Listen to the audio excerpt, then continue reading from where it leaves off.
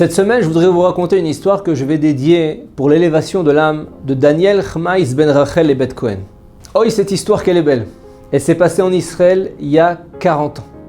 Shimon et Maria Myriam, ils ont une grande fille de 17 ans qui s'appelle Liat. Ça fait quelque temps que Shimon ressent une faiblesse musculaire et certains gestes du quotidien deviennent un défi à réaliser. Il se rend à l'hôpital pour faire ausculter et là, c'est le choc. Le diagnostic révèle que Shimon souffre d'une maladie rare et très grave, la dégénérescence des muscles, et la maladie est à un stade avancé.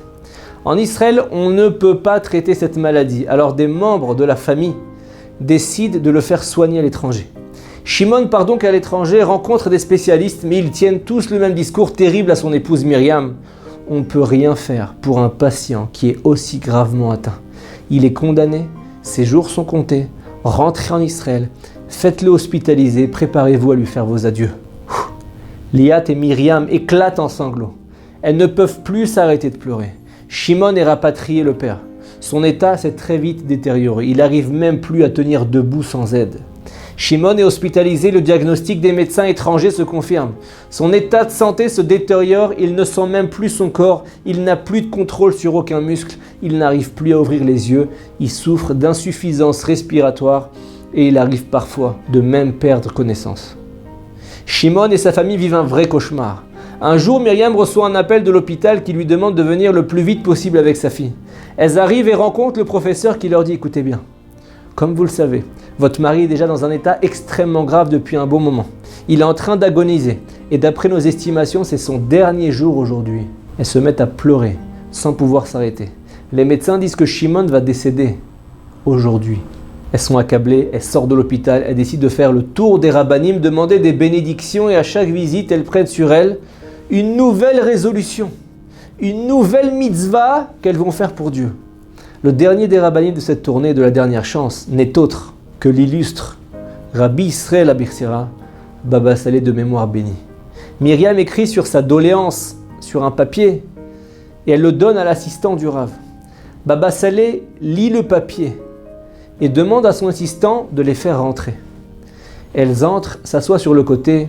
Le Rav ne regarde pas les femmes, il ne les regarde pas, il leur demande « Que se passe-t-il » et commence à pleurer.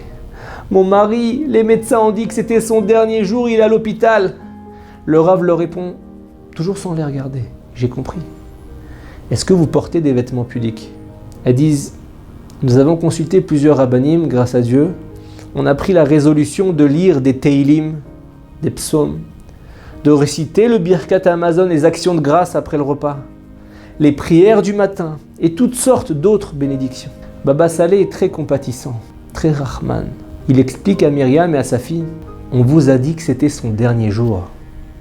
C'est pas que je méprise les mitzvot que vous êtes engagés à accomplir, bien au contraire. Et entre-temps, Myriam et sa fille pleurent.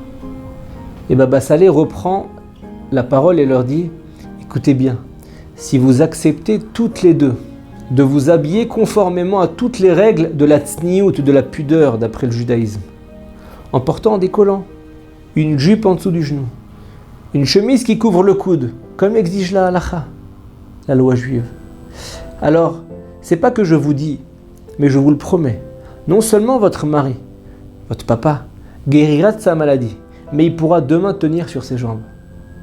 Vous acceptez de vous plier intégralement aux règles de la pudeur de la tsniout ? Elle commence par pleurer. Beaucoup d'émotions. Elles entendent aussi des paroles d'espoir. La femme veut son mari vivant. La fille veut son père. Elles répondent toutes les deux, j'accepte. Baba Salé bénit le mari, puis elles partent. Et en sortant, elles vont directement acheter des vêtements pudiques, puisque jusque-là, leur garde-robe ne l'était pas. Elles entrent dans un magasin de vêtements destiné à un public un peu plus religieux, et elles achètent tout. Les jupes longues, des manches longues, des collants, tout. Elles se changent avant de ressortir. Quand elles arrivent à l'hôpital, elles veulent ouvrir la porte de la chambre, mais les médecins la referment aussitôt et leur demandent de patienter. Elles se mettent à pleurer. Elles ne comprennent pas. Elles pensent que peut-être c'est déjà fini. Elles attendent au bout d'une heure qui leur semble interminable. La porte s'ouvre et on leur demande de rentrer. Elles entrent et voient que leur père et leur mari, Shimon, a les yeux ouverts. Il regarde sa femme et commence à pleurer. Et il dit « Myriam, où est Liat ? ma fille. Liat s'avance, il a l'air bouleversé, il leur dit « Mais pourquoi vous êtes habillés comme ça? Qu'est-ce qui s'est passé? C'est quoi ces habits? Qu'est-ce qui vous est arrivé ?» Elle lui raconte toute l'histoire avec le saint Baba Saleh. Le lendemain, devant les médecins sous le choc, Shimon se tient debout, il est bien vivant. Il passe une période de convalescence au terme de laquelle il dit à sa femme, Myriam, « Je veux que nous allions voir Baba Saleh, Rabbi Israël Abersera. » Ils arrivent chez Baba Saleh avec sa femme, sa fille, etc. Il entre chez le Rav lui demande son prénom et lui dit « Shimon, peux-tu me raconter ce que tu as vu quand tu étais dans le coma ?» Shimon raconte que « Rav, j'étais au tribunal céleste et un instant avant qu'on me condamne à mourir, alors qu'on s'apprêtait à sceller mon jugement et que j'étais sur le point de quitter ce monde-là. Une porte s'ouvre dans le tribunal céleste, un homme à l'allure noble entre. Il ressemblait à un roi brillant et il a dit au juge « Juge, j'étais roi d'Israël dans le monde inférieur et je décide aussi ici dans le monde céleste. Son jugement à lui a été annulé. Faites-le redescendre en bas. » Baba Saleh lui demande « Comment s'appelait cet homme ?» Shimon ne sait pas, il sait juste qu'il avait une allure d'un roi et qu'il dégageait une lumière resplendissante.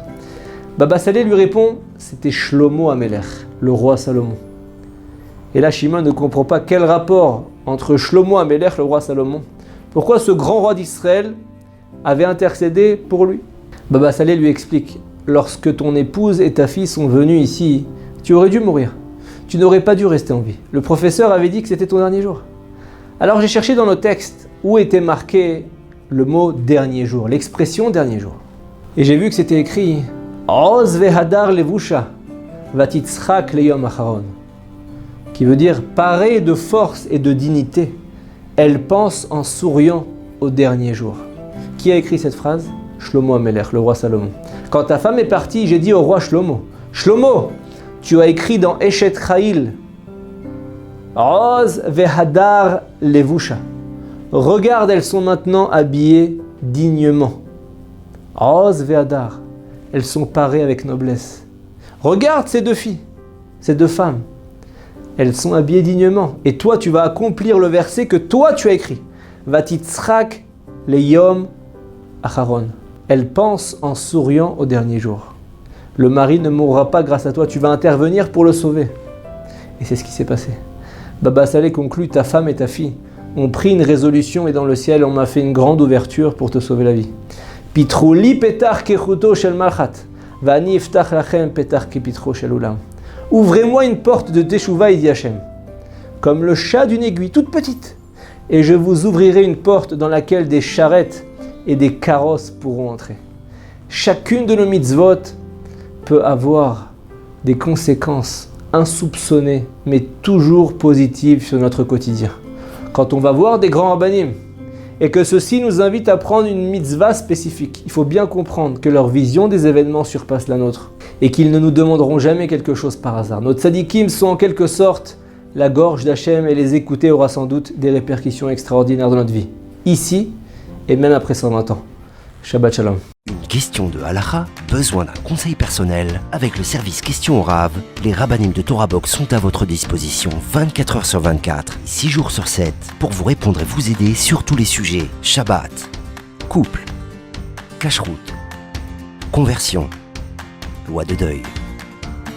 Question au Rav, c'est 13 000 questions reçues chaque année et répondues par écrit sur le site Torah Box et par téléphone, un appel reçu toutes les 4 minutes. Question au Rav, un service exceptionnel, gratuit pour vous.